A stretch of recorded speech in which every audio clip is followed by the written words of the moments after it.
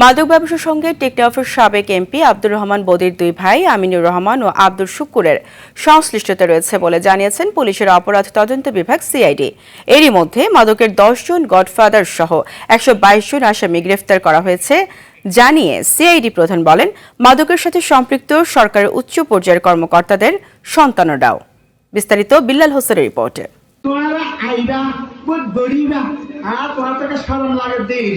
জীবনেও কখনো ধূমপান ও মাদক গ্রহণ করেননি দাবি কক্সবাজারের আলোচিত সাবেক সংসদ সদস্য আব্দুর রহমান বদির। বরং মাদকের বিরুদ্ধে সোচ্চার। তারপরও ইয়াবা ব্যবসা যেন বদি পরিবারের পিছু ছাড়ছে না। ইয়াবের ব্যবসায়ীদের জন্য তারা তদবির করতে যায়, তারার কথা থানা শুনবে না। হোক টেকনাফের লোক যদি বিভিন্ন জায়গায় যদি গেলে তাদেরকেও যদি ইয়াবা ব্যবসায়ী বলে, আপনার গায়ে লাগে না? নিজে ও পরিবারের কেউ ইয়াবা ব্যবসার সঙ্গে জড়িত নয় দাবি করলেও কক্সবাজার ও টেকনাফে মাদকের গডফাদার হিসেবে আবারও নাম এসেছে বদি পরিবারের। বুধবার মালিবাগ সিআইডি কার্যালয়ে এক সংবাদ সম্মেলনে এ তথ্য জানান সংস্থাটির প্রধান মোহাম্মদ আলী মিয়া। তার অনুসারীও আছে এবং তার ভাইরাও আছে, তাদের কিন্তু আমরা আইনের আওতায় নিয়ে আসছি। যদি পেয়েছি এখানে দেখতেছি কক্সবাজারে 10টি, ফরিদপুরে একটা, বগুড়া একটা, ডিএমপিতে একটা, মোট 13টা মামলা এখানে 10টার মধ্যে আর চার্জশিট হয়েছে। আর এই সম্পৃক্ততা যারই পাবো তাকে আমরা আইনের আওতায় আনবো। সাবেক এমপি আব্দুর রহমান বদির দুই ভাই আমিনুর রহমান, আব্দুল শুকুর মিয়ানমার থেকে ইয়াবা এনে দেশে সরবরাহ করছে জানিয়ে সিআইডি প্রধান বলেন, বদির বিরুদ্ধে সাক্ষ্য প্রমাণ পেলে ছাড় দেওয়া হবে না। এই আব্দুর রহমান, আব্দুল শুকুর এবং আমিনুর রহমান এরা যে কাজটা করে, এরা হলো বিভিন্ন ওয়ে, আপনারা বুঝতেছেন বোধহয়, ওপার থেকে বার্মা থেকে বিভিন্ন ওয়ে চলে আসে এখানে।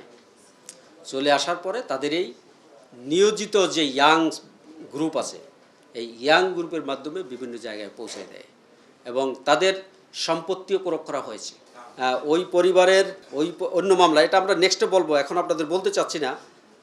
6.9 একর সম্পত্তি পেয়েছি, আরও পেয়েছি 40% জমি যার মূল্য 1 কোটি টাকা ইত্যাদিতে, এটা আমরা পরবর্তীতে বলবো।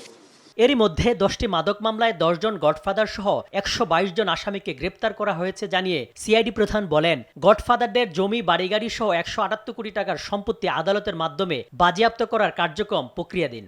আদালতকে উপস্থাপনা করেছি, আদালত সদয় হয়ে সেভাবে নির্দেশনা দিয়েছেন।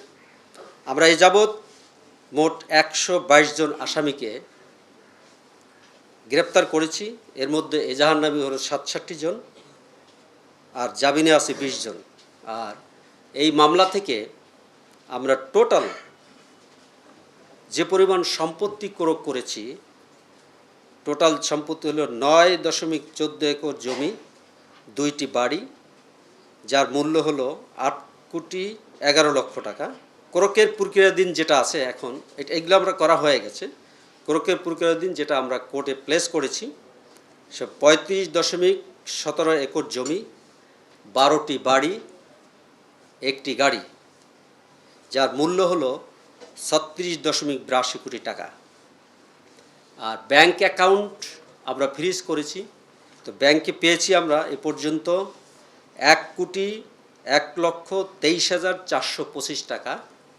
আমরা কয়েকটা ব্যাংক অ্যাকাউন্ট ফ্রিজ করেছি। তো নর্মালি যারা ইউনিভার্সিটিতে লেখাপড়া করে বা চাকরি করে, বিভিন্ন পেশায় চাকরি করে, এরা কিন্তু বিভিন্ন সঙ্গীদের সাথে মিশে, বিভিন্ন সঙ্গের সাথে মিশে তারা ডিরেইলড হয়ে যাচ্ছে, তারা মাদক আসক্ত হয়ে যাচ্ছে। নিশ্চয়ই এটা আপনারা কেউ চাইবেন না। এবং এই সমস্যাটা আমরা আজ বাংলাদেশে প্রায় ঘরেই দেখতে পাচ্ছি। আপনারা দেখেছেন অনেক হাই প্রোফাইলের লোক, সরকারের উচ্চ পর্যায়ের কর্মকর্তা, তাদের সন্তানরাও নষ্ট হয়ে যাচ্ছে। অন্য মামলাগুলো তদন্ত করে শীঘ্রই গডফাদারদের গ্রেপ্তার করা হবে বলে জানান সিআইডি প্রধান। যারা এই অপরাধের সাথে জড়িত তারা যাতে কোনো রকম ছাড় না পায়। বিল্লাল হোসেন, আর টিভি, ঢাকা।